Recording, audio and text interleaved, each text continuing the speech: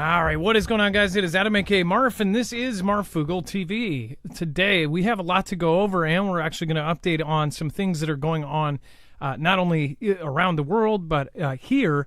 We're also going to talk about, of course, these new comments about nukes. Now, this is something we've talked about many times. You guys probably already know what I'm going to say on certain things here, but it is a very scary thought. And we actually have kind of a conversation about, how do they know if this is the truth or not? Is there actual detection? Some weird kind of events that have happened recently, including launches by our own government, say maybe they are actually afraid of this. So again, Iranian lawmaker declares Tehran obtained nuclear bombs. That's a whole lot different than, of course, having nuclear materials to make it. They already have said, numerous times, they'll have enough to make it in 3 weeks. They'll have enough to make it in 12 days. They'll be able to make 17 bombs in 48 hours and whatever else. They've said this a million times. But this lawmaker is essentially saying that they most likely do. After the head of the United Nations Atomic Watchdog Agency warned that Iran has enough uranium to produce several nuclear bombs, a firebrand Iranian lawmaker declared on Friday that the Islamic Republic of Iran possesses atomic weapons.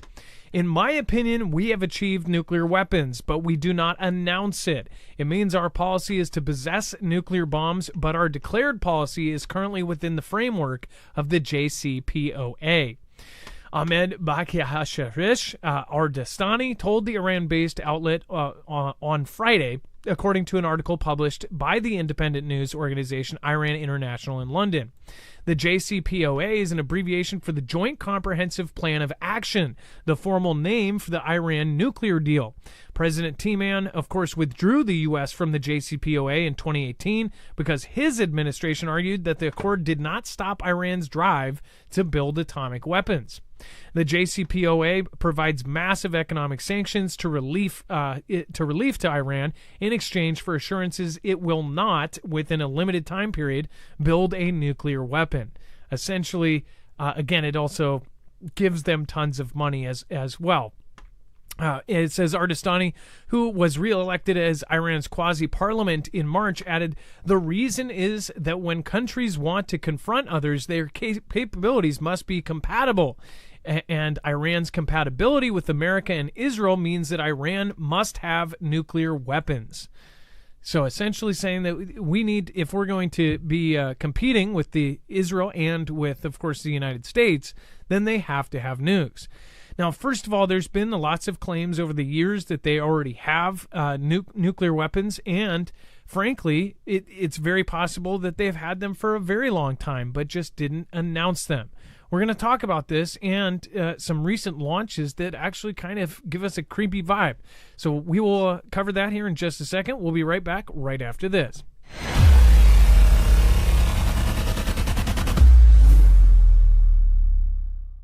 Nothing in this show should be considered legal, medical, or financial advice. The views of the callers can differ considerably and do not necessarily reflect my opinion, Dex's opinion, or anyone else who works with the show. You should always do your own research and consult with professionals. The internet is full of fake news, so please take everything with a grain of salt.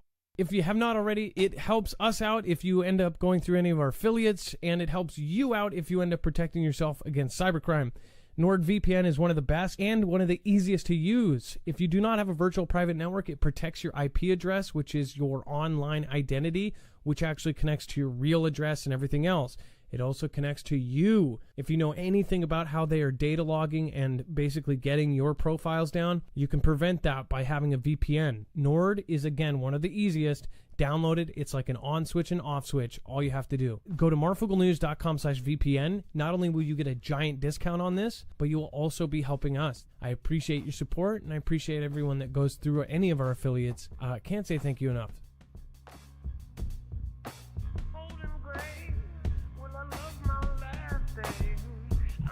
All right, let's head over to the map. Again, we're going to go over to Tehran. And first of all, so there was some strange launches that happened recently, and what the public was told was a lot different than some of the military groups were saying as far as what these were. And it actually, what the public was told has a really kind of makes sense, very logical reason especially after a Russian launch happened. So we'll talk about that here in a second. But let's bring in my co-host/internet brother, Dex James. What is going on, and how are you doing today? Well, hello, Adam, and hello, Fugle fam. I'm doing just fine.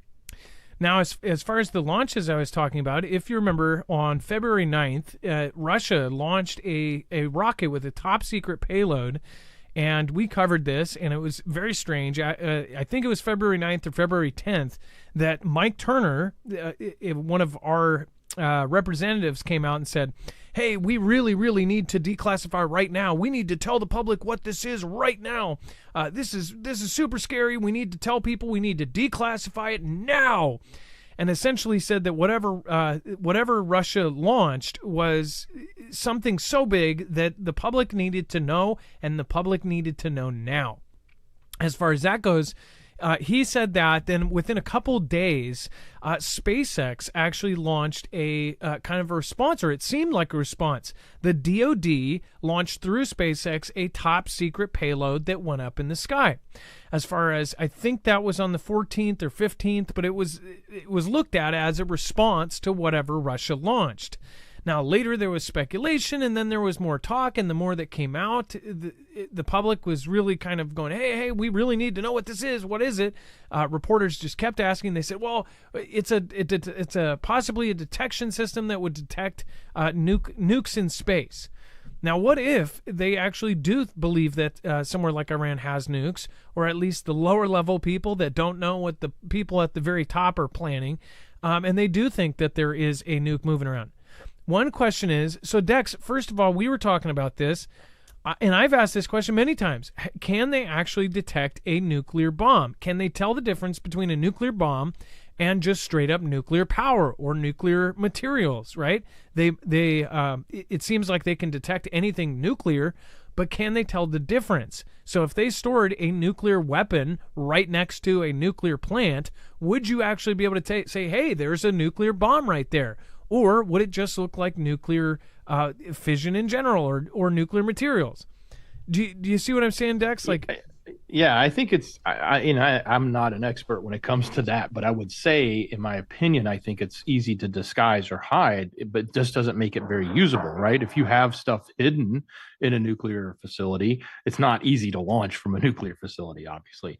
I think once it becomes public, or once it becomes known, it may be a little easier to detect and manage, and what I would say is define a signature of. Like, we know all of the different types of, well, we know what we know of the nukes that Russia has built, and we know what those signatures look like. So we then know how to detect where they sit, if we can detect them at all, unless they're covered. But we should know how to be able to detect them when they become uncovered, or when they're moving about, or they get in a launch position. I don't know what type of capabilities we have to detect that in real time versus just scanning periodically. But I think the main thing is to know that it exists, to then be able to sort of define, okay, how do you look at it and create a signature for what that thing looks like? And there's been claims for years. In fact, some of, depending on who's saying it, people either believe it or say, they're just crazy. But they've been saying that they already have nukes, that they've had nukes for a long time. Now, as far as Tehran, they have this underground missile silo. They have these huge, huge tunnels underneath huge, huge mountains that they have all of their missiles stored in. So if they did have it, would that actually stop us from detecting it? Obviously, Russia has a way to hide nukes. We know that. We know that Russia has a system where they actually can hide them. If they move them, then yeah, it sounds like we can detect them. If they put them on a truck and move them somewhere, our government knows. But if they are hidden, then of course we don't. As far as we used to fly over each other's countries, Russia would fly over us and we would fly over them, and they would do little inspections. I forget what they called that treaty, but that also stopped, which of course alarms many people that, there's not a lot of these treaties around anymore. As far as with Iran could be a puppet of a bigger picture. I also don't think that there will be a huge mutually assured destruction. I think if they're trying to do a takeover or a change of structure for the whole world, that they're going to want to take most of it in one piece. But there could be a tactical nuke or a single nuke that goes off, something big enough and scary enough and takes enough people out that it changes the entire world forever. that kind of event would instantly get everybody into a war. It would be a world war. It doesn't matter if you picked a side or not. So you would pick a side at that point, and then everything would go down. Now, a lot of folks would say, oh, well, they don't want that. If you look at the patterns for the last 8 years, it has been solidly going towards a massive meetup of all of these countries. The comments the other night, somebody said, oh, Marf has been saying this for 5-6 years. Nothing's ever going to happen. That's complete BS. Over the last 5 or 6 years, if I had enough time, if I had a 10-hour video that somebody would actually watch from beginning to finish, I could go through every one of our videos, and since we've archived the articles and the actual info, you could go back through and watch as each and every country has slowly transformed into a warfaring country. I mean, take Japan as an example. They have literally changed their constitution from 5 decades of being peace and defense only to now being on the offense. They're changing their constitution, the root of their country since World War II, and they've changed that to be on the offensive. That is a huge sign. Now, NATO, we're going to show you here in 2 seconds. Look at NATO. Look at what is happening. Germany was just a few months ago, a plan leaked of their war with Russia, right? People go, oh, but Russia's not going to do that. They're not going to take the Baltic states. That's just all scare factors. Well, what if they are being pushed into it? There are 3-letter agencies and 5-letter agencies and all of these letter agencies that are trying to get this going. That is my opinion. What's yours?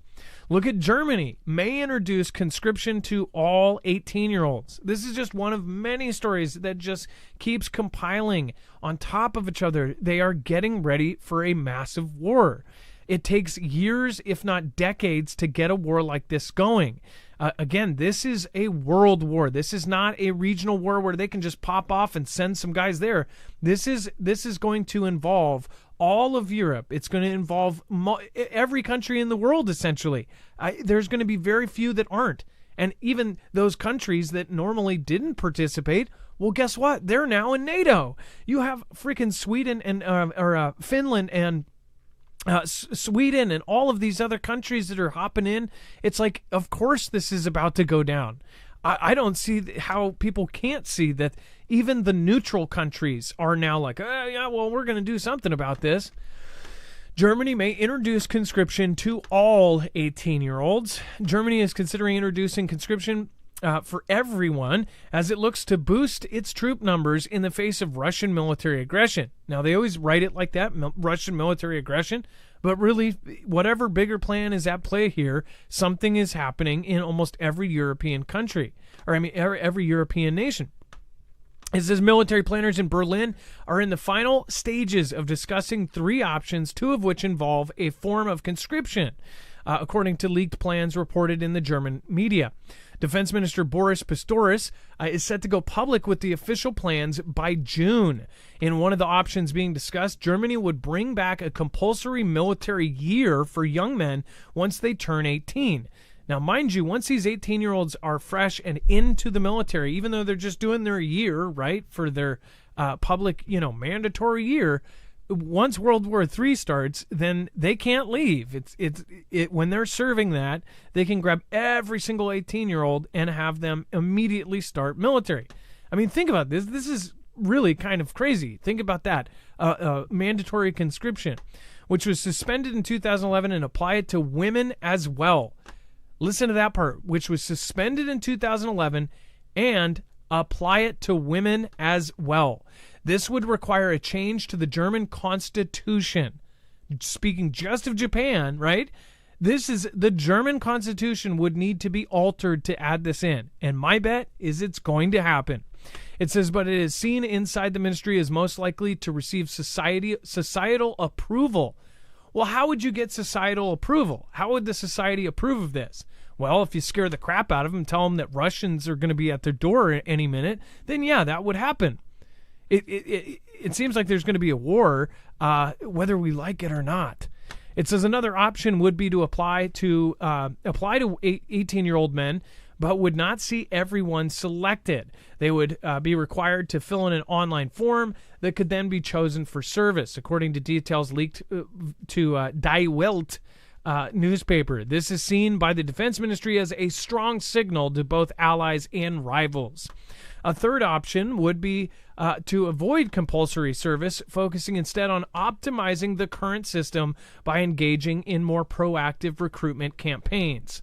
Probably, hit them at elementary school. Heck, go to preschool and say, hey, kiddo, be what you want to be. I don't know, maybe pick kids up at school for lunch and take them out like they did here. I mean, at my school, it was like you went to Smoker's Corner. You always saw two military guys sitting there going, hey, buddy, let me take you out. They were they would be like straight up big brothers. They'd be like, hey, come on, come to lunch. I'll buy. With the main goal of getting that quota and getting people in. However, Mr. Pistorius is believed to be against that route. During a trip to Washington this week, he said, I'm convinced that Germany needs a form of military conscription. So it's not guaranteed, but I think this is the way that it's going to go. Dex, I mean, also the fact that they are talking about applying this to women as well, that should be a huge kind of red flag to everybody, the way that they're thinking. Well, at the end of the day, it ought to be something along the lines of, if the people of the nation are behind the mission, then they should join. And if they're not, then maybe something's wrong with the mission. Something's wrong with the message. Now, mind you, they can obviously push the message, like you said. If you scare the crap out of everybody, then they'll accept it. But, there's something about being proud and wanting to support your country. And if the majority of the people there don't want to do that, then you shouldn't need conscription. You should be doing the right things for the people that are there. And if that's the case, then they should want to, stand up for those values. And if they don't, then maybe you're not doing something right. I don't know. That's my opinion. I'm sure people in bigger positions understand it. The challenges that may be faced with managing a population. I know we have drafted a few times, so and we'll probably continue to. I can't imagine any scenario that says the U.S. doesn't actually go into a draft if we go all in on, 2 or 3 points of this global conflict. It's, for all intents and purposes, it's happening. I mean, I can't see it not. Yeah, if Taiwan is taken by China, if North Korea decides this is the time, they're working super closely with China, super closely with Russia, super closely with Iran. Iran goes in and goes to war with, continues this war with Israel. You have, of course, Venezuela takes Guyana. You've got things going on in the islands with Haiti and Cuba and all of these things that the U.S. is involved with. You have the U.S. spread thin. That is the only way that the U.S. loses. In every simulation, not only by the Pentagon, but by China, by Russia, they see if they are on more than a 2-front war, that is the only way they lose. Now, what if they're like, well, let's make this really in our favor, and what if it's a 5-front war? What if it's a 6-front war? That's what's shaping up right here. Now, as far as Germany, how do you, societal approval, like how do you get the majority of the public thinking about this? I don't know, maybe leak a plan saying that there's going to be a war coming within the next couple of years between Germany and Russia. I'm pretty sure that Germans have quite a history there as far as they know that war is not something that's far off in some other place. It's not like the United States where we haven't had troops running, going through our streets and tanks through our streets. Germany has. Everyone there has family that has been through a war, a major, major war. In fact, they probably have family that have been through at least a couple. So as far as Germany has always been involved with this. When you look at Germany, when you look at Poland, when you look at some of these countries that have been involved in every world war, including the U.S., it's like when a world war happens, do you think that the U.S. is not going to be involved? I think it's going to play out exactly how it did before, where we're not going to be involved at first, like it is now. We're going to send money. We're going to send help. We're going to say, hey, we're going to help you, but we can't send our sons and daughters. And then something's going to happen, some event that will affect us, or be so nasty and so above board that everybody's going to get on board and say, we've got to go over there and fight. Otherwise, it's coming home. There's got to be a threat to us here at home for that to work. Same with Australia, same with all of these other countries. Look at the events that are happening worldwide. These lone wolf events, they're saying, hey, at the root of this, that these are these groups of people, and they're all connected. They're getting everybody pumped up about this. They're definitely training the public that this is coming. Everyone's picking their sides. I hate to repeat it again, but the other day when what was the country that just kicked out the U.S. Soldiers and then brought in the Russians? What? Niger. They were questioning. They were like, well, we don't know about your ties with Russia. Before the week's end, they had kicked them out. They said, nope, we want the U.S. out. Even though the U.S. had money and invested in Niger and they had troops there, they had all this. They said, get out, U.S., get out. No. They even said, no, we're not working with Russia. Before the American troops left, they're still at this base that they have set up for multiple troops to stay at. Before they left, they're in one building. Russians moved into that building, and the U.S. soldiers were in the building over it. And they're not in a direct war yet, so they're literally eating lunch at the same time in one building over. So Niger has basically said, nope, we're going to work with Russia. They're picking a side. This is what is happening. This is why many preppers are looking at this and saying, all of the preppers are saying, well, we told you so. It's something that happens over years, not months. And I think that our brains are trained for instant satisfaction or instant gratification. This is something that you could have seen years ago and have been planning for years. Many of you have. Our community is different than most people. This is a pessimist kind of community because we're thinking of the bad things that can happen.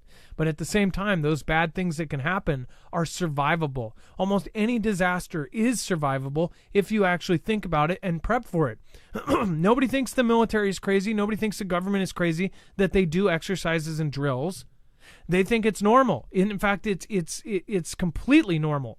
But yet when civilians do that, there's a lot of ops and psyops from going way back that there's a reason why it is looked down and frowned down upon for us to be prepared. First of all, what is being prepared? It's being self-sustainable. It's being self-reliant.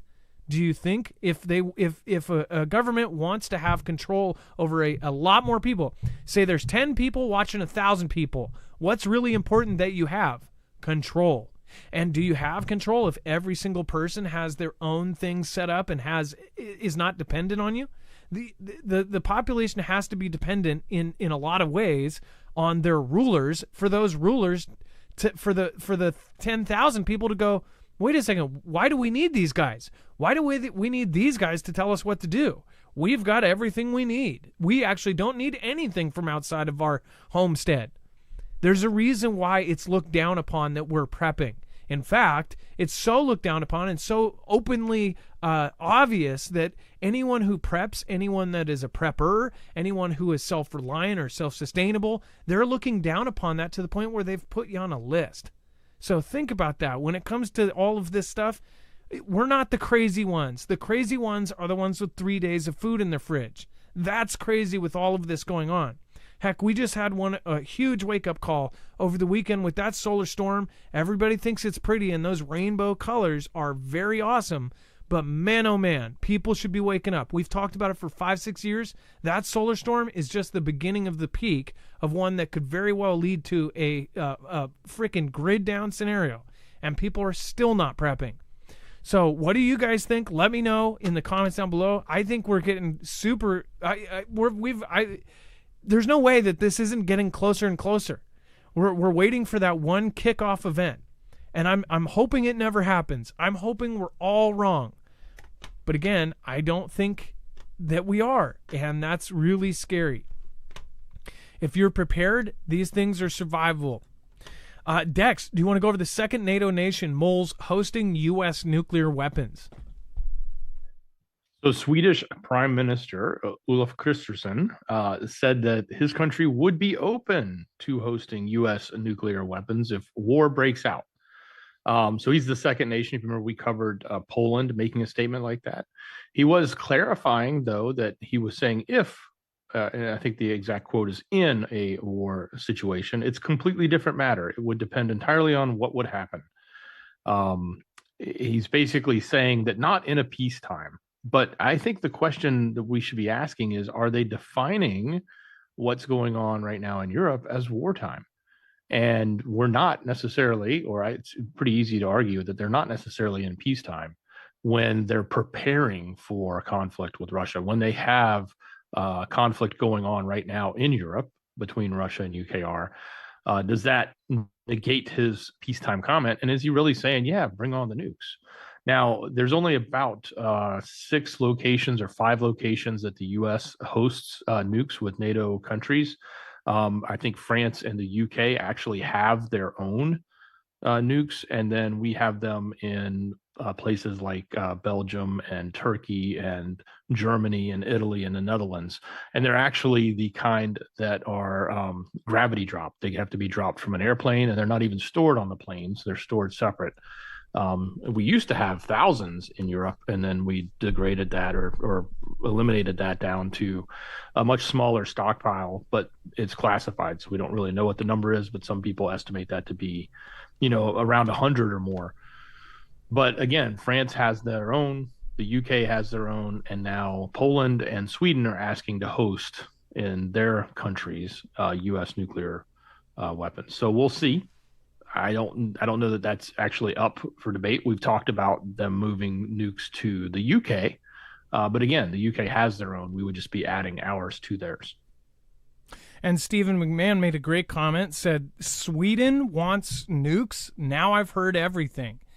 That's the point. If you understand how like insane that statement is, Sweden is saying that they would be open to hosting nukes. Look at Sweden 10 years ago. That's just, somebody would go, oh yeah, sure. Or they would say, ja, sure. I think that's what they'd say. I don't know. Maybe I'm totally off on countries, but they'd probably say, ja, sure, okay. Yeah, you crazy. If that even sounds like Swedish. But you guys get my meaning. Trip Dobbs says, no, you're wrong, Marf.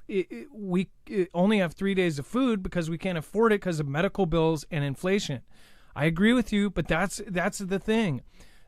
No, 5 years ago, most of the audience has been here. A lot of the hardcore fam has been here for a very long time. Now, I know that the names have rotated out and people have moved on and gone some other places, but there are some Fugel fam that have been here for 5-6 years. They have prepared, and they prepared slowly. So they did have time, those folks. And if you just found us, which, again, people haven't found us for a couple years. So most people that have found us a long time ago. Those people have been prepping slowly for years, even if it's $5 or whatever a week. And honestly, $5 is really hard. Probably $10 to $20 now, or $25 a week or a month. You can get a lot of stuff with that, especially if you know where to get it, how to get it, food banks, that kind of thing. If you're able to, and if you really are in that bad of a bracket, then yeah, food banks is a great place. Canned foods. But from what I've been hearing around the country, I know here it's bad. The food banks are getting less and less.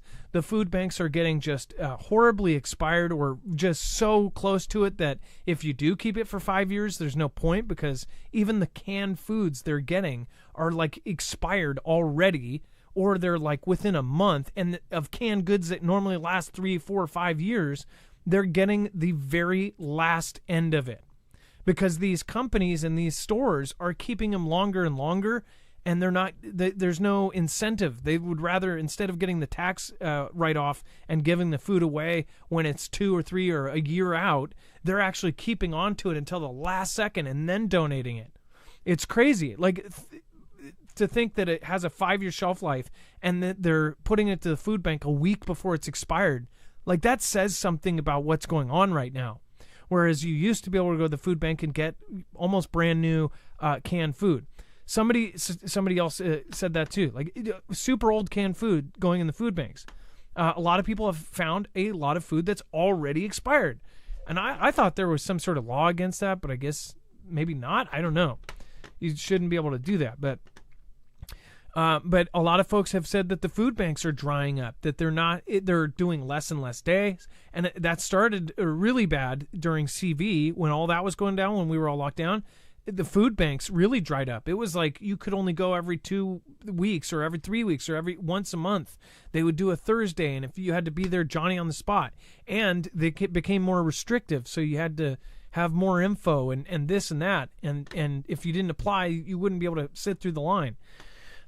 But there are ways you can do it. And I'm hoping that, well, you have all of this wonderful resource of the internet, which is not guaranteed. It's, this internet is full of great information. There's so many great smart people that have their own information being put out into the world right now.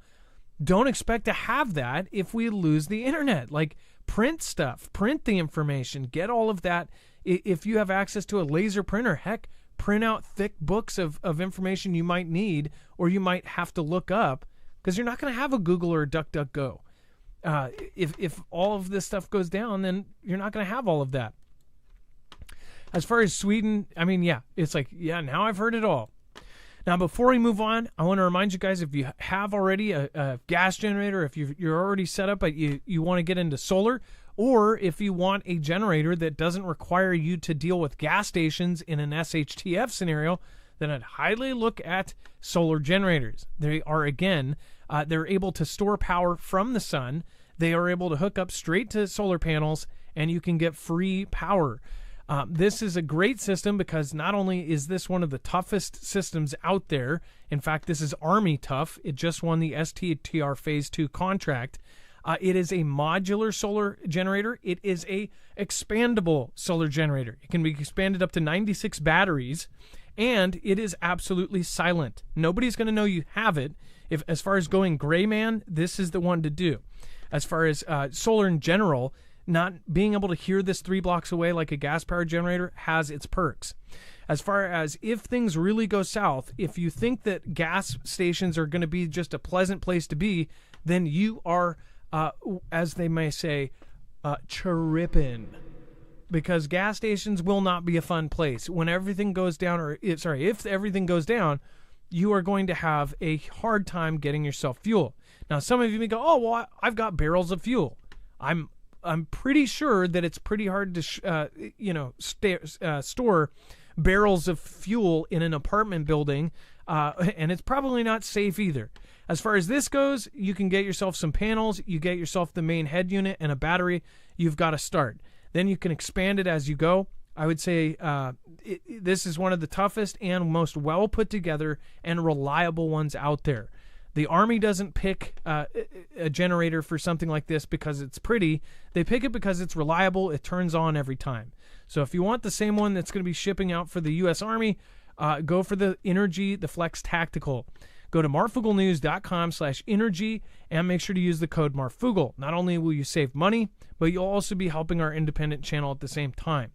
We are truly on our own. We don't have a multi-channel network, and we don't have a multi-billion-dollar company behind us. We have you guys. So thank you guys for doing that. Thank you for putting up with the affiliate ads and things like this. But again, any affiliate that we have, we've chosen because we believe it's going to help you save your life or make your life comfortable through a disaster. All right, and then back to the map.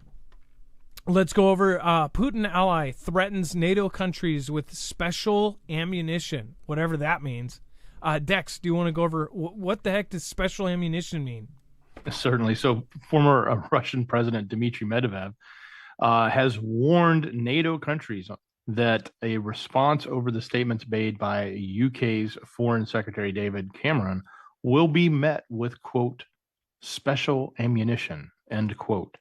So another veiled threat coming from Dmitry. We've seen this numerous times, and it's not surprising. And they always, like I said, there's been this long-standing history. It goes way back, probably pre-US, between the UK and Russia. And they have long been enemies, and they've continued to be so, obviously, through the UKR event that's been going on, especially as much as UK has been helping Ukraine and giving technology to them that's been hurting Russia. So this continues. The rhetoric is going to continue to fly around, but I think the quote goes something as certain Mr. Cameron has called for fighting Putin to the bitter end. Bear in mind those who handle the storm shadows, those were the weapons that were given, cruise missiles, are not the half-wits dressed in embroidered shirts, but the British and French. Under certain circumstances, the responses will be delivered not only to Kiev, and it won't contain plain explosives, but special ammunition as well. So what is he putting in there? What is he threatening to put into this potential retaliation? Again, it's probably just rhetoric at the moment, but you never know. We do know this is continuing to escalate. If you look at the bigger picture, before the U.S. in the last 2 weeks signed the new bill to send more money, Russia was making tremendous advances. They were holding, or pushing UKR back. UKR was not holding any of the lines. And they're probably going to continue to do that for just a little bit longer until those funds show up with the equipment and military expenditures that will then help them. That is going to basically continue fueling this event. So Russia is really upset with NATO, really upset with the U.S. for not just putting an end to this and negotiating, but instead saying, let's continue the battle. So at that point, something will have to change. I don't necessarily think that this is going to just be, let's do the same thing for 10 years. Something will have to shift. So if the line gets held again because of all of the funding, then Russia may change tactics. And that's what we'll have to see. Do they actually amp it up? Or do we see NATO or someone else create an event that makes it look like things have changed and draws NATO in and expands this conflict beyond UKR? Depends on how you look at it. I know a lot of people look at this as a giant orchestration, and others look at it as an actual organic conflict that's going on. Whereas people like myself believe it's right in the middle, that it's an orchestrated event that's going to happen. Like there is a framework to it, that it's being put together. Wages World made super awesome comments on top of, I think you just hit, you're one of the first people, along with all of the original people, to hit 12 months of a member. I made all the little badges. It was just a painstaking thing. They're 32-bit little things. I had to get a special app and make all of those individually by dot artwork. So I think you're one of the first, maybe not, I think, to have a 12-month badge. And I'm trying to remember which one, because I had to make like 12 of them up to 3 years or something. So I want to look at what your badge looks like. That is awesome. Thank you, Wages. Wages is also one of our most awesome mods. He's a good friend of mine. He's also been covering all of the solar events going on. He, in fact, I wonder, did you actually hit 60,000 yet? Yes, you did. Congratulations, man. So Wages World, if you don't know, throughout all of this craziness that happened over the weekend, he was covering this, and actually he hit 60.2. So he about over this crazy thing that happened, about 500 subscribers. So that is really great news, and I'm super glad. Congratulations, Wages. Hit that 60 goal, and thank you. You got to make one more video there to get 1,000 videos. But he covers all of the solar events. He has alarms set for this stuff at 3 in the morning. If there's a solar event, he knows about it. So if you want to be up to date on it, make sure to go watch Wages World. And said, just like the Bible says, keep oil in your lamp. Preppers understand, and buy things you will eat, even if nothing happens, and rotate it. Start small to get big. I think I have heard that throughout everybody. It is a consistent message. That's why it's not about going out and buying a pallet of food. It's about just starting small, rotating in what you can. Freeze-dried food, again, is good, even if you can get the single meals, even if you have to go to Walmart and get one of those single ones. They're expensive if you buy them that way, but even if you can get that, that's something that's going to last 15 to 25 years. That's something that you can easily get a couple every month and then build up as you can. The crazy thing is to think everything is going to happen tomorrow. If it happens tomorrow, nobody is going to be prepared, but you can be better prepared than you were yesterday. Navitz, thank you, says, what's up, Motherfooglers? Hey, thank you, Navitz, and thank you for supporting Independent. Same with Bible Talk. And then happy birthday, Ilea. I heard it is your birthday today. And surprisingly, you would never believe where I found out about that. But Ilea, I don't know if you're here, but happy birthday wherever you are. Julie C, thank you. J-Pass, LC, Captain Opana, Mrs. T, 4 years. Let's see here, and still no bills. Let's see here, Sean C, Gail, hello from Arkansas. What is happening? Let's do a quick roll call. We've got Dat Tablet. What is happening? ACBD EFG HIJ says, go back. Quintris, happy birthday. Trinity, Red or Blue Pill, hi ho, Kermit the Frog here. We've got Donut Farm. We've got Bobby Sue. What is happening? Quintris, Mitch Mouth, L for 1958, Jonathan Floming. Let's see here. We've got Ryan Alter. We've got Comet Moon from OH. IO. And we've got Nana of 7. What is happening, Nana? Ziggy Zay. We've got George Rashad. We've got Annie Oakley, Derek Law. We have Big Bugs in the house. Single Parent Survival. Hey, nice to see you, S. Nort. And we've got Darth V. We've got Just Janet. We've got Indian Sue in the house from Wisconsin. We've got Albuquerque, New Mexico in the house. Lunchbox, what is happening from Texas? We have Lubbock, Texas. We have Spokane, Washington. I just heard something about Spokane, and I'm trying to remember what it was. You guys just had something happen there. Oh, I think it was some random thing I saw on a short about one of the chapter of something just got kicked out or something in Spokane. I can't remember where the heck I saw that. It was a short of a clip of what's his face. I can't remember his dang name. The guy that used to work for AJ. All right, and then, or maybe it was Steven Crowder. I don't know. Anyways.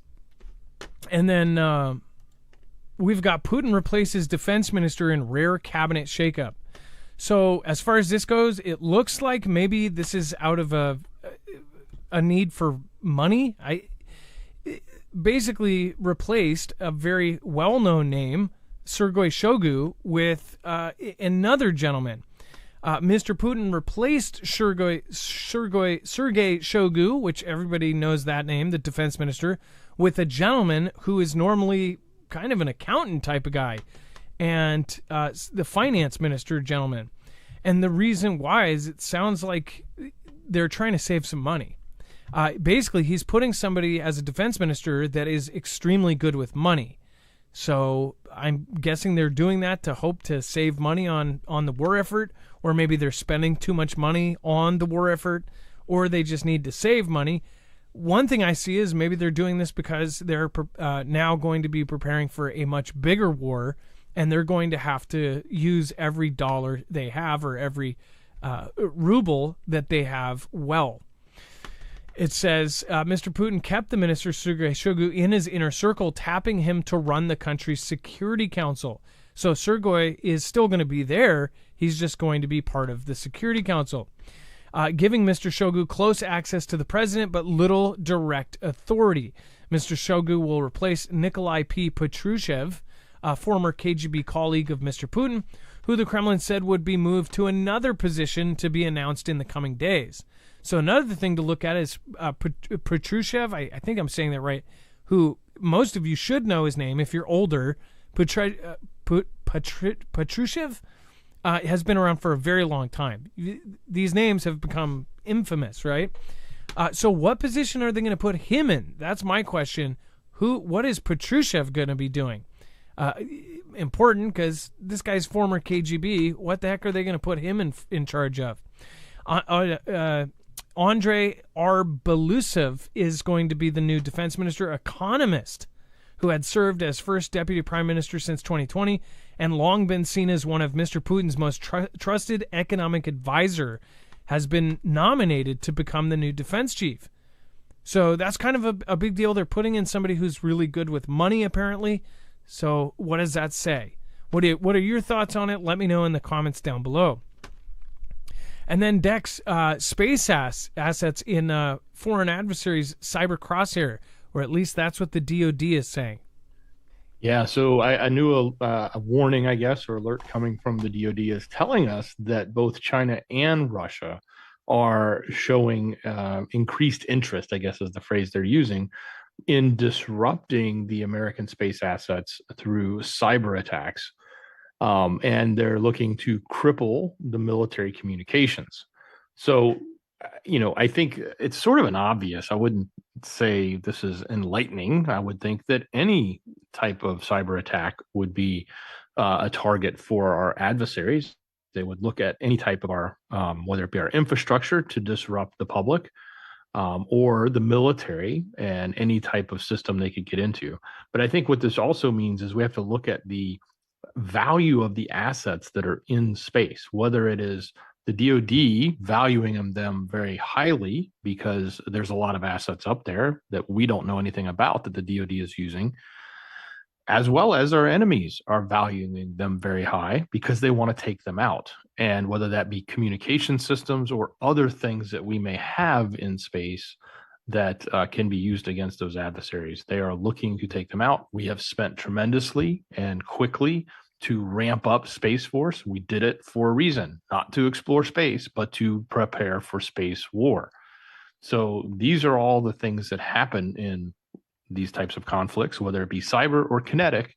So this is sort of stating the obvious, but the fact that it's coming out is probably something that we need to pay a little bit of attention to, because I think what we may end up seeing is the potential for some hacks to happen against our assets in space, whether it be something as simple as GPS, which we've seen hacking of that, not in space, but at least in the regions where it's used, with jamming signals, causing planes to go off their routes in, say, the Baltic areas and in the Baltic Sea, because the GPS system will be jammed by Russia, to other more critical things happening as well. So let's see, but that's what they're suggesting, and that's what they're alerting us to, that they think it's important enough for the public to know that they see a threat right now from both Russia and China on our space equipment, the militaries specifically, their space equipment, from cyber acts. They're setting it up. They're telling us what's going to happen. So if there's a big event, what do you think it's going to be? Let's go over to the chat. What do you think a big event here in the U.S. will be? Do you think we're going to get some sort of explosion that goes off that takes a lot of people's lives? What do you think is going to happen? Do you think that there's going to be a lone wolf event that's massive? Do you think that there's going to be a building event, a plane, something like that? What would you think if there was going to be one big event that involves the U.S.? What do you think it would be? Let me know in the chat below, and we'll head over. What do you think that event will be? Big event is a huge volcano. You know what's crazy about the volcano stuff is a lot of the folks that are talking about all of the solar activity that's happening right now. A lot of folks are looking at the Ring of Fire and the volcanoes, but others are talking about what do you call it? Yellowstone.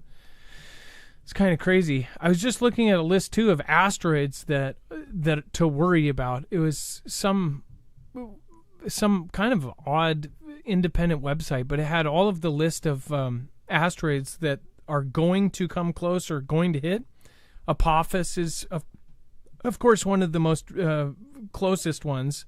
It's going to come within 22,000 miles in 2029, and possibly even closer in 2036.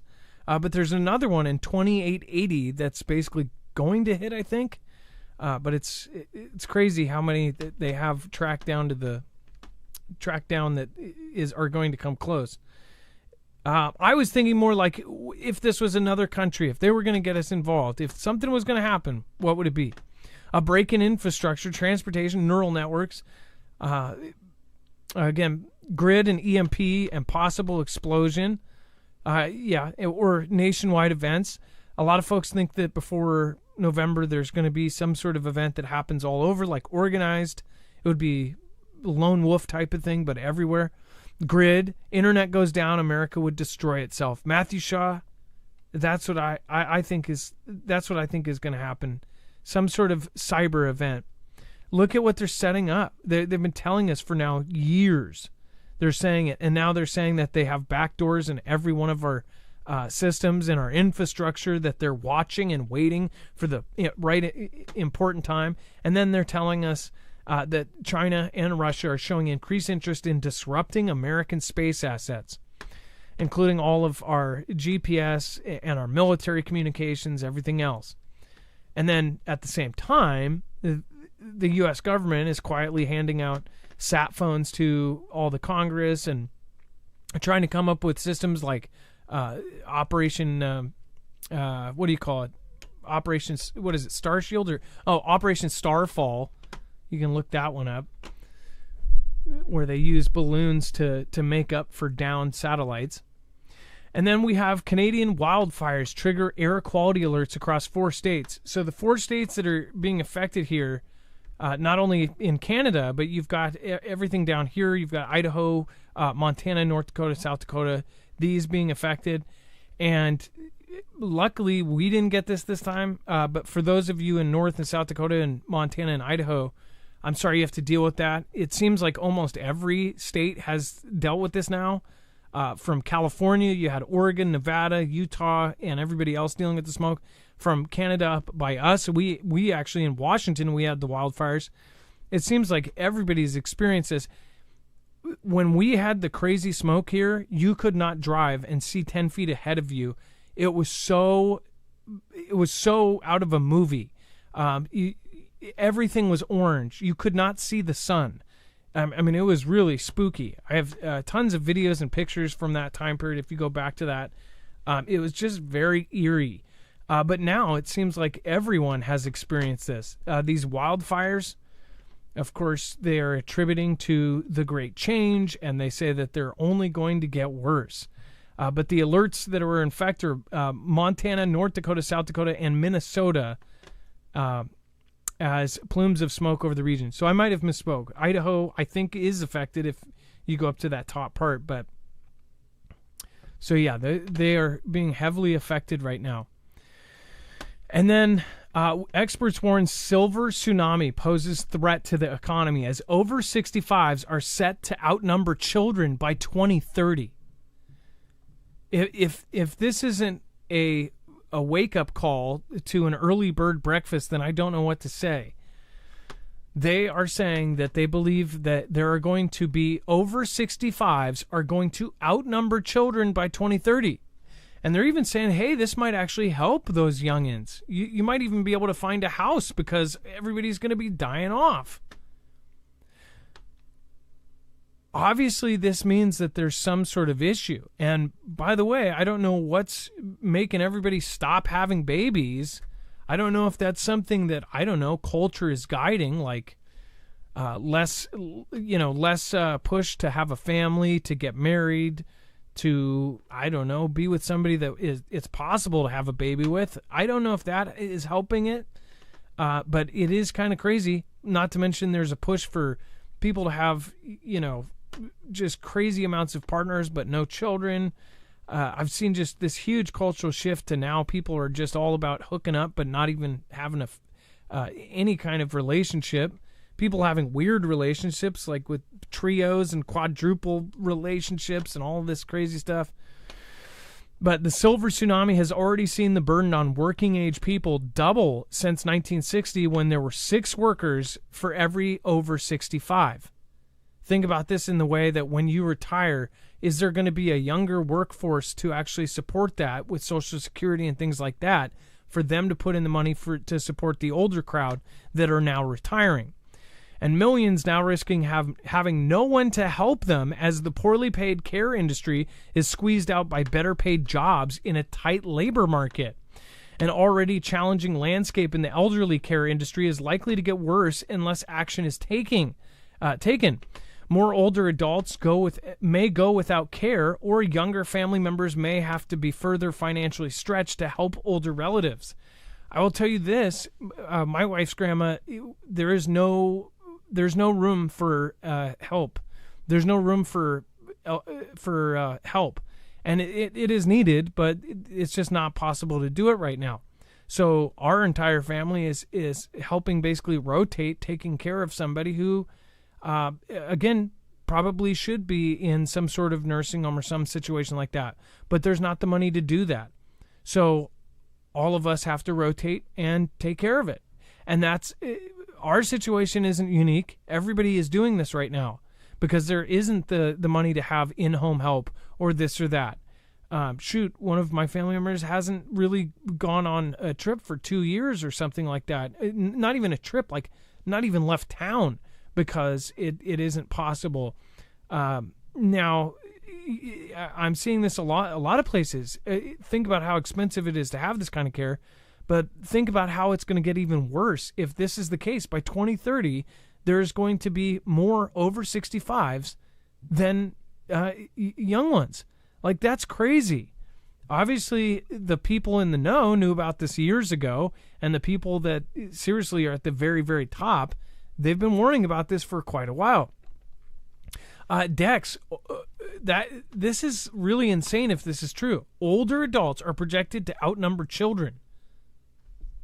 So what's the solution? And if you look at this chart, the chart in the articles, it's crazy. I mean, you look at the number of people under 18, the numbers declining year over year, and the number of 65 and older it's just growing. And it's not just 2030, it goes way beyond there when you look at it. So, what's the solution? Are we going to have an entirely aged out population that can't work and GDP goes away?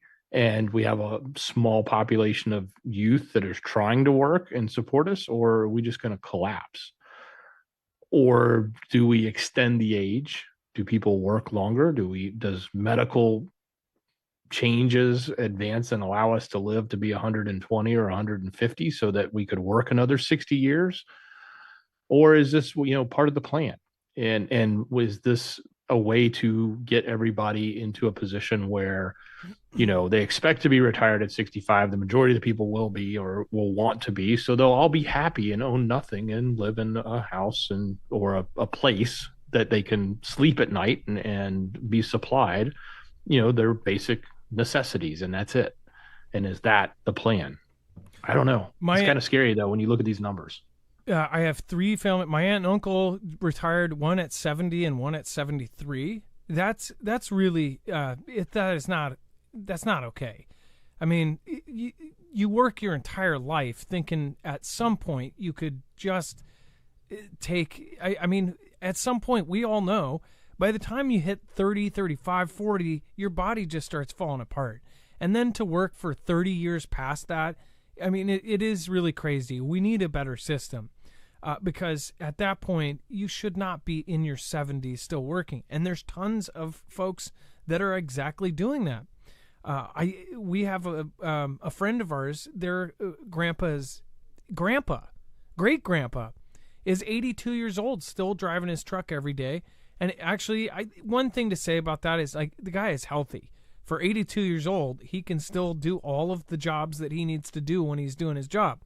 And maybe that's because he has kept working. But it's like 9 to 12 hours of his day, whatever his day is, and it's over 8-hour day every day, five to 6 days a week. He's still working, and that means that he's not actually living during that life. He's just working his way up until he's just gone one day. I mean, like, that's crazy. There's got to be some sort of solution. But this was also warned. This was warned a few years back, remember? And this is from the U.S. Census Bureau. This is solid data from, I guess, the most solid you can get as far as the data goes in our country. At least the most verified. If you want to go up and say that they're faking it, that's fine. But Elon said this like 3 or 4 years ago, said there's going to be more babies. There's going to be more adults in diapers than babies. And that's exactly what is projected. Is there something helping this along, though?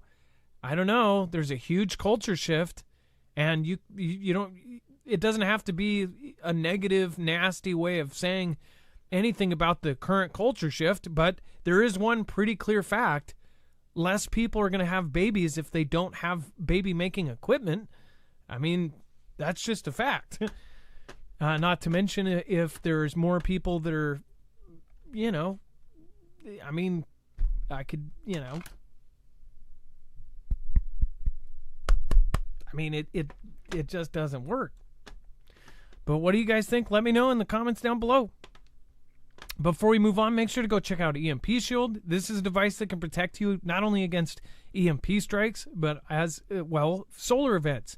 If we have a Carrington level event, which is essentially what we saw this weekend times a bunch, what we saw was a wake-up call. That should be enough to get most people thinking about this subject. To see, northern lights in Alabama, that should have been a wake-up call for many. But if it's not, it would be much, much, much worse than, say, what happened just now. It would be similar, and it would be even crazier. Only the downside would be that we wouldn't possibly have a grid or communications or anything. Now, as far as that goes, also there is adversaries all over the world that have this capability, a capability of an EMP. An electromagnetic pulse strike could knock down our whole grid. The way to prevent that, or to at least protect yourself, is to get an EMP shield. This is going to ground the signal in less than 500 trillionths of a second before it's able to fry your car, your truck, your motorcycle, your boat, your solar generator in the case of the Flex, your gas-powered generator, or even your home. Then you can keep going. You can get home to your family to bug in or get out to bug out. Go over to marfooglenews.com/EMP and make sure to use the code MARF. This is a very inexpensive way compared to, as far as what it actually saves, is an insane thing not to do. It should be built into cars from the lot. It should be built into houses by code, but it is not. So if you want to protect yourself, again, go to marfooglenews.com/EMP. You'll get a giant $50 off discount per device, and you'll be helping our channel. Thank you guys for doing so. Again, I do believe this will save lives or at least get people home to their families. Go to marfooglenews.com/EMP and make sure to use the code MARF. And then, untold story of the day that Ronald Reagan was shot. Unearthed tapes reveal White House chaos as President lay unconscious. Soviet nuclear subs were right outside D.C., and there was no one in control. Dex, do you want to go over this? This basically more and more coming out. It was supposedly really crazy.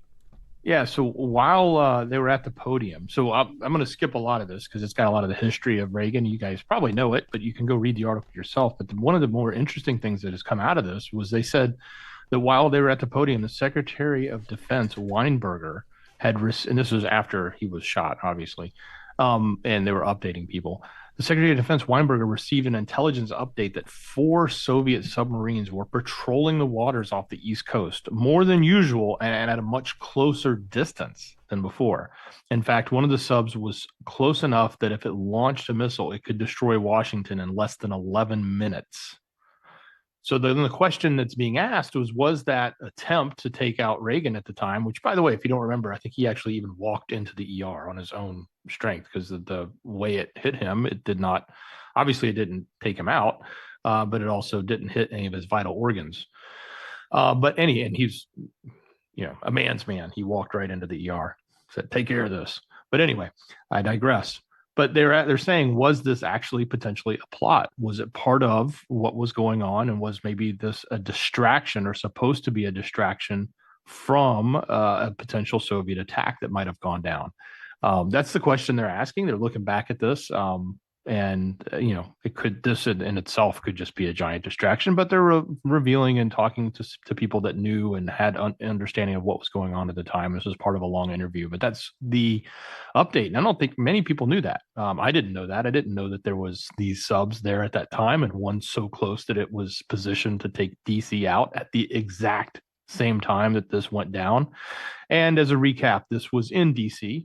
Reagan was speaking at the Washington Hilton. He had come out that afternoon, was heading into the limousine, and that's when he was attempted to be taken out by John W. Hinckley Jr., who, by the way, still has a YouTube channel with his music on it. I think did he get an insanity plea? I can't remember. But yes, he is still around, or was as of last I checked. So, what's crazy too? Did this guy have? Is that an Uzi or is that a Mac 10 or something? Like, did they? Was that standard issue back then? Like to have one of those in your squad cars or something? Look at how stylish the Secret Service were back then. Even the Secret Service were all 70s out. Or wait, what year was this? I'm sorry. This is in the 80s, right? When was this, Dex? Yeah, it was March of 81. Forgive me, I wasn't born until 86, so this was before I was born. But yeah, even the March 30th. He still got a 70s look to him, though. Yeah, well, a lot of them did. Look at the hair. Look at all of the folks. Look at all of the. But you know one thing, back then, look at how many more people were wearing professional attire. But more people, not just the Secret Service, but in the audience, just everywhere. The women were wearing sundresses. Everybody. I just wonder how you would compare this to today in a crowd, just of any crowd of people, what it would look like compared to today. You know, every 10 years, like the styles change, and every 10 years, you look back 10 years and you go, why did people wear that? Like, what is the style today? Like 10 years ago, it was the stupid Ed Hardy shirts and the True Religion and $100 T-shirts and all of that. Like today, what is it?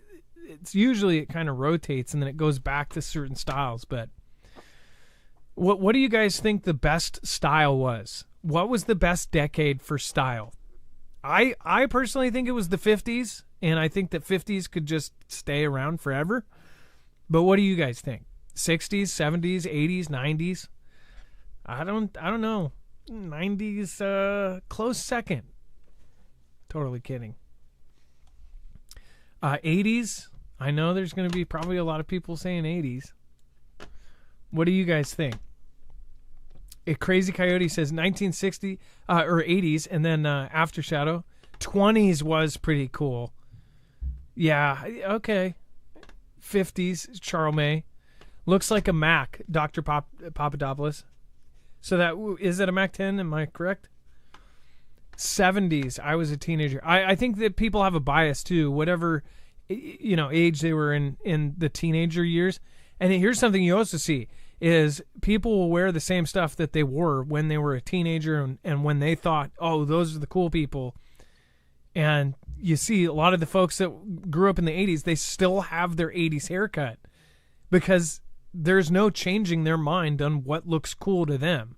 Same with the 90s, same with the 2000s, same with whatever. No, it's not a Mac 10. It's a full-sized Uzi. Okay, so yeah, that was my first guess. I'm not a gun expert, but look at it. It's huge. Look at that. That's crazy. They had Uzis on them. You think of like when I think of Uzis, I think of like Scarface or something. And then Deceitful Tactics by Artificial Intelligence exposed Meta's AI, a master of deception. Thank you. Dex, do you want to cover this one? And thank you, Miss Marf. Awesome. Yeah, certainly. So artificial intelligence systems are fast becoming the increasingly sophisticated, with engineers and developers working on them to make them as human as possible, which we talked a lot about in a previous video. We'll mention it here in a moment. But what at heart they're really talking about specifically here is the one from Meta. And this is definitely one may call it a hit piece, or others may call it revealing. I lean somewhere in the middle on this, but they're definitely going after Meta specifically for its deception practices and what it's learned. And then through this study, they have talked about how they have found that Meta's AI had learned to be a master of deception. And while Meta succeeded at training its AI to win in the game of diplomacy, Cicero placed in the top 10% of human players who had played more than one game. Meta failed to train its AI to win honestly.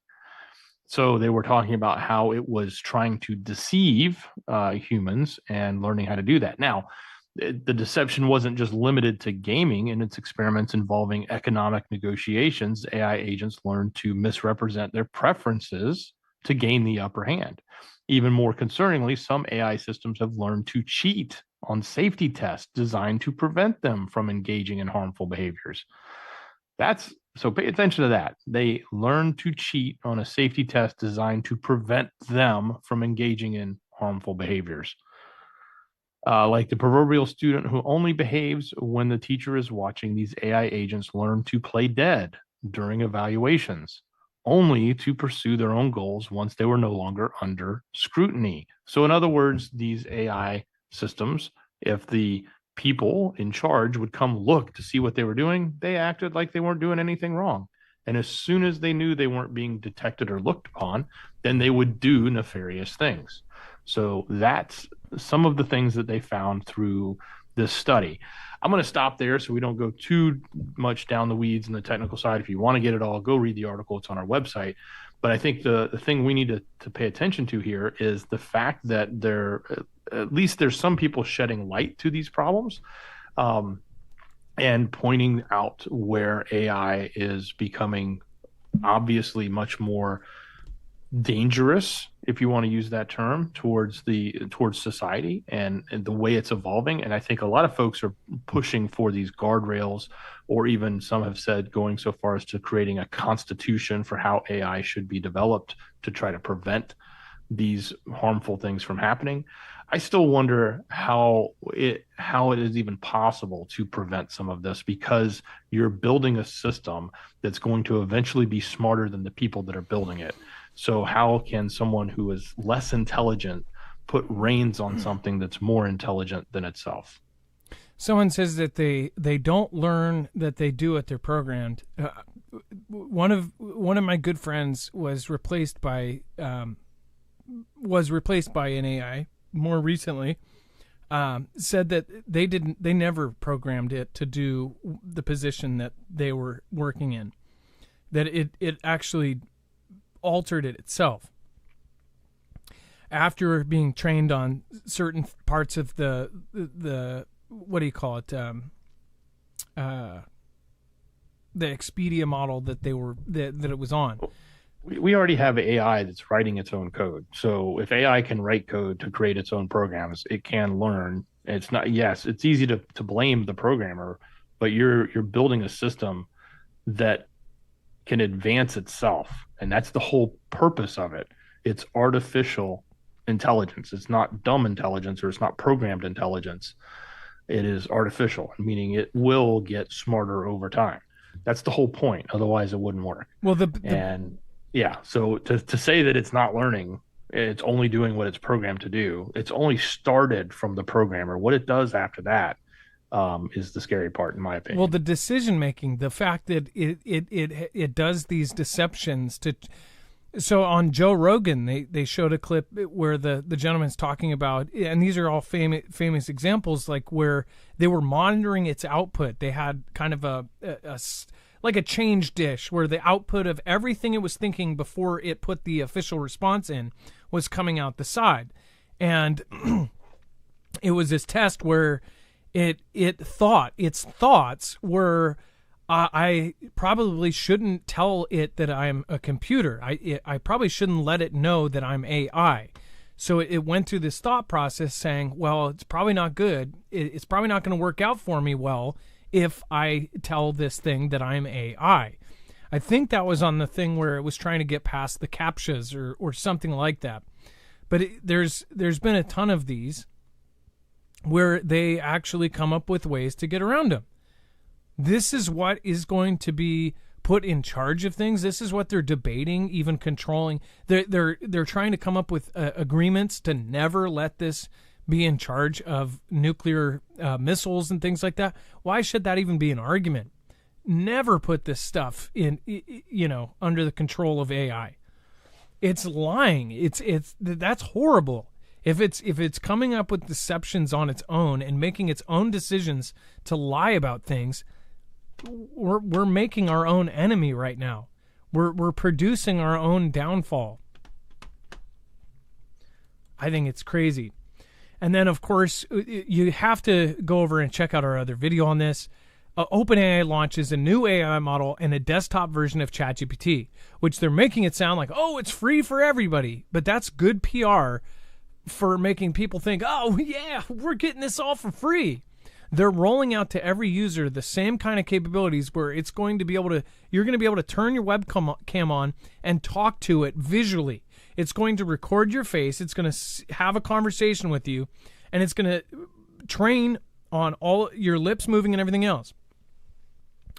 How they trained the original AIs, all of the big AIs, they use things like Twitter. Is it not true that ChatGPT scraped Twitter? There was a whole reason why Elon was mad, because companies like ChatGPT and others were scraping information off of Twitter. Yes, and that and any other social domain media of information it could get, whether it was social media, books, Wikipedia, anything that it could get its hands on, they were feeding into it, and it was all basically textual language. And that's how they train this now text part. If you talk to ChatGPT, it's scary. It's like talking to somebody. Well, now, and I bet you they're going to add avatars that you're actually going to be able to talk to. You're going to feel like you're talking to a real person. I can already see within a couple of years you're going to have, or less, you're going to have virtual friends. And people with depression are going to be told to get yourself a virtual friend or a virtual psychologist or an AI psychologist. This is going to be a thing. You're going to see commercials on Super Bowl saying, your newest friend, blah, blah, blah. Are you lonely? Talk to AI Joe or whatever. It's going to be an AI psychologist, and it's going to be trained in all of the actual psychology, and it's going to be a cheap or a low income version of a psychologist that you can talk to 24/7. Like, this is going to be a thing very soon. But my thing is, people are going to do this and they're going to think, oh, it's great, it's for free. If it's free, it's got to be good. People are going to train this thing, and this is going to replace everybody. All of the mistakes that it has now, that you're able to tell that it's AI, come when it tries to do videos of people's facial features, talking, moving. Like, it's got pictures down. But hands and things like that, because there's less pictures of hands trained into DALL-E, it has problems with hands and things like that. The more training it gets, the more information, the more stuff it has in its repertoire, the easier it is for it to produce and to make all of these results. So people are going to be basically the guinea pigs for its training. They're going to talk to it. They're going to perfect this thing. This is going to be able to make movies, music, everything. It already is doing that, but you're going to be able to say, give me an hour and 25 minutes movie on, wars in space. And it's going to make, Stark Wars, Return of the AI Jedi. It's going to be able to do that very, very soon. Watch our opinion about it over on our other video. Again, really crazy stuff. Make sure to go check out Jace Medical if you haven't already. This is a service where you can get emergency antibiotics in the Jace case, or you can get a 12-month extended supply of your regular medication. If you have a very important medication that you have to take every day, this is a no-brainer. Again, you'll have to go there to learn more, but you will get a certified board doctor that you'll be able to talk to. It's a telehealth appointment. You'll be able to do it all through this. And again, it is a very simple process. Go to marfooglenews.com/Jace and make sure to use the code MARF. But more so, as far as the Jace case, really, really easy. And you can even add things like albuterol and other things to it. That is just an all-in-one kind of kit that will come with all of these things kind of baked in. Antibiotics are a huge thing to have, and if everything goes down or anything goes down, even if you have a regional disaster and you can't go to the pharmacy and get these kind of things, a simple cut on your finger could be the difference between life and death. As far as antibiotics can fix those things. So again, go check it out, marfooglenews.com/Jace, and make sure to use the code MARF. You'll have to go there to learn more. But again, that helps us. And of course, it gets you a discount as well. That 12-month supply, highly recommend going and checking that out. If your medicine qualifies, you will always have 12 months. You can rotate it into your normal supply, and you'll always have a year. So if the pharmacies get hacked, or if we have an SHTF scenario, you will know that you have a year's supply of your medication. So go check it out, marfooglenews.com/Jace. And again, if you want to watch the video that Dex and I did over on Marfoogle News, then make sure to go over and check that out. Dex, thank you so much for your service. I appreciate you. Much love. Great job, brother. Of course, I want to say a couple thank yous here. Stormhawk, thank you. Big thank you to Neil Nelson. Thank you for gifting out 20 memberships. Appreciate that. Thank you, thank you, thank you. And to everybody, I hope people were thanking Neil Nelson for that. And then Stormhawk says, let's see here. Why don't we threaten to send Chuck Norris overseas? Why would you ever? I wouldn't even write that. Okay, now they're watching you. You never threaten Chuck Norris. You can threaten nuclear weapons. You can threaten, WMDs. But you never threaten Chuck Norris. The Chuck Norris button. Have a good night, guys. Love you. And again, if you want to watch the video we just put up, click right here. And it will be available, and it will bring you right to our Marfoogle News coverage of the very, very scary GPT-4o. All right, thank you guys. Be safe, be prepared, and Marf out. It's now time for the shoutro. It's not an outro. It's not a shout-out. It's a shoutro.